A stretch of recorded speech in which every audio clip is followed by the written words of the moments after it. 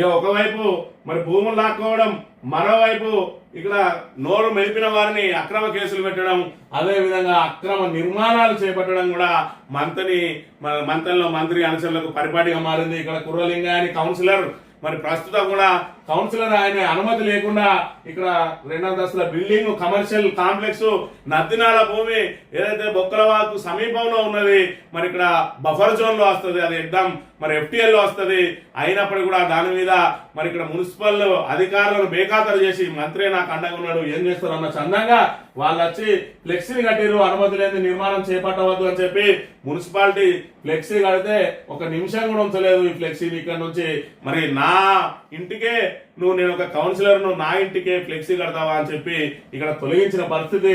మరి ఇక్కడ హెచ్చరించినా లెక్కలేదు. అక్రమ నిర్మాణాలపై బల్దియా చర్యలు, అధికారులు ఏర్పాటు చేసిన ఫ్లెక్సీ కొద్దిసేపటికే మాయం అని చెప్పి మంత్రి మున్సిపాలిటీ పరిధిలో అక్రమ నిర్మాణాలపై బల్దియా అధికారులు కొరడా చూపిస్తున్నారు. అనుమతులు లేకుండా చేపట్టిన నిర్మాణాలపై చర్యలు తీసుకుంటున్నారు. అక్రమంగా నిర్మించిన భవనానికి అధికారులు కట్టించిన ఫ్లెక్సీ కొద్దిసేపటికే తొలగించడం పట్టణంలో చర్చనీయాంశంగా మారింది అని అంటే దానికి కట్టుడే తప్పు. వాళ్ళకు మరి బల్దీ అధికారి కొత్తగా చెండు ఆయన తెలియదు కావచ్చు. ఆయన శ్రీధర్ బాబు అనుచరుడు, ప్రస్తుత కౌన్సిలర్. ఆయన BRS నుంచి మరి శ్రీధర్ బాబు పిలుపు మేరకు వాళ్ళ పోయి జాయిన్ అయ్యిండు.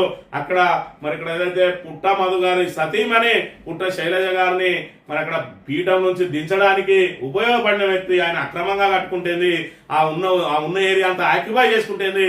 ఆయనకు బారాకూన్ మాఫ్ ఉంటది. పాపం ఈ బల్దీ అధికారులకు తెలియకపోయి కట్టిండు. మరి వెంటనే వాళ్ళకు చివాట్లు కూడా అయి ఉంటాయి.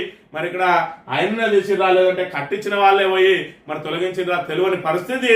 మరి ఆయనకు సంబంధించి వివరణకు అడిగితే కూడా అందుబాటులోకి రాలేదని చెప్పి నమస్తే తెలంగాణ పలుమార్లు ప్రయత్నించినప్పటికీ ఆయన ఫోన్ లిఫ్ట్ చేయలేదు. మరి ఇక్కడ ఏదైతే కమిషనర్ ఫోన్ లో వివరణ అడుగుతాయని చెప్పి కూడా ఇక్కడ ప్రచురించింది అని అంటే మరి పాపం కొత్తగా వచ్చిన అధికారికి ఎన్ని చివాట్లు అయి ఉంటాయో మనం ఇక్కడ అర్థం చేసుకోవాలి.